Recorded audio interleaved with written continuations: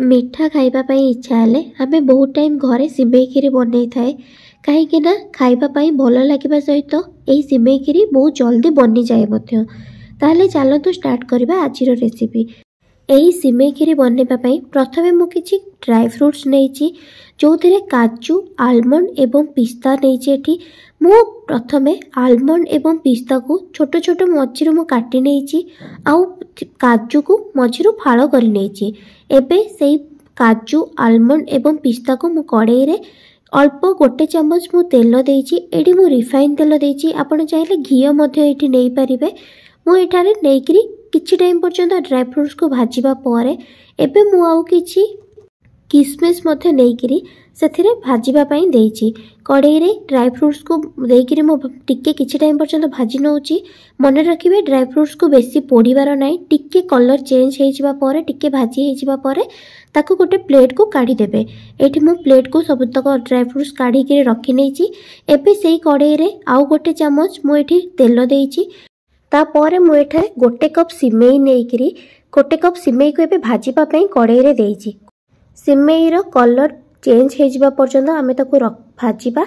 एठी गैस को मैं एठी स्लो फ्लेम रे रखी की सिमेई को एबे भाजुची, जोटा कि सिमेई को बेसी पोड़ीबानी, किछि टाइम पर्यंत तार कलर चेंज होबा पर्यंत सिमेई को एठी भाजीबा। आपण माने भिडियोटी को आरंभ रु शेष पर्यंत देखंतु। जदि भिडियोटी आपन को भल लागिबो ताहले लाइक सहित शेयर करि नेबे। आउ जदि मो चैनल रे नुआ थिबे ताहले सब्सक्राइब मध्य करि देबे।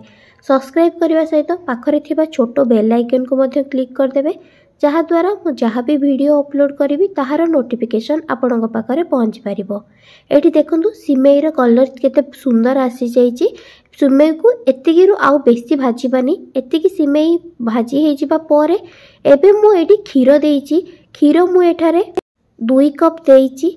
सिमेई मु प्रथमे गोटे कप देइथिली, सेही हिसाब रे जेतिकी सिमेई दबा तार डबल खीरो दबा। सेति पई मु गोटे कप सिमेई रे 2 कप खीरो देइची। खीरो देइकरी टिके गोळी सारबा परे एठारे मु केसर किछि देइची, 7-8 टी देइची। ता परे मु एठारे गुजुराती एवं गोलमरीचर गुंड टिके देइची, तार बास्ना भलो आसीबा पई। एठी सिमेई खीरीर बास्ना भलो आसीबा पई सेति पई मु एठी केसर एवं गुजुराती एवं गोलमरीचर गुंड को देइकरी किछि टाइम पर्यंत गोळेई सारी घोड़ेई करी किछि टाइम पर्यंत रखी नेइची, जेमति सिमेईटा हमर भलो से सिजे जिवो खीर रे रही की। एटी घोड़ेई करी रखी सारबा परे एटी देखंतु खीरटे टिके कमी गलानी और सिमेई मध्ये एटी सिजी गलानी।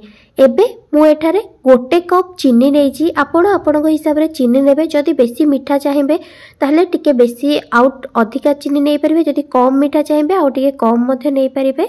एबे मु चीनी नै करी आउ किछि टाइम पर्यंत गोळेई नेइची। चीनीटा जेमति भलो से मेल्ट हेइ जिवो।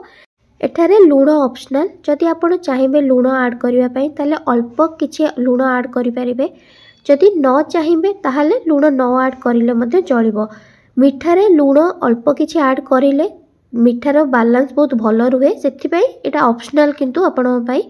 ता परे एबे सिमेई भलो से सिजी भी गलानी एवं खीर मध्ये कम हेइ जाईची। एबे मु भाजी के रखिथिबा ड्राई फ्रूट्स को एथिरे सिमेई खीरी रे देइकरी ताको भलो से मु एठी गोळेई नेइची। एठी देखंतु एते भलो से सिमेई खीरी रो कलर टेक्सचर केते भलो आसीची। आपण माने भी एई प्रोसेस रे बनांतु। आउ केमती लागुची मो सहित कमेंट सेक्शन रे शेयर करिवे। आशा करूची कि वीडियोटी आपन को भलो लागिथिबो। आ जदि भलो लागिथिबो ताले लाइक सहित शेयर करनेबे। आ जदि मो चैनल रे नुआ थिबे ताले सब्सक्राइब करि देबे। सब्सक्राइब करबा सहित पाखरे थिबा छोटो बेल आइकन को मध्ये क्लिक कर देबे, जहा द्वारा मु नेक्स्ट वीडियो जहा भी आनिबी ताहार नोटिफिकेशन आपन पाखरे पहुंची पारिबो। धन्यवाद।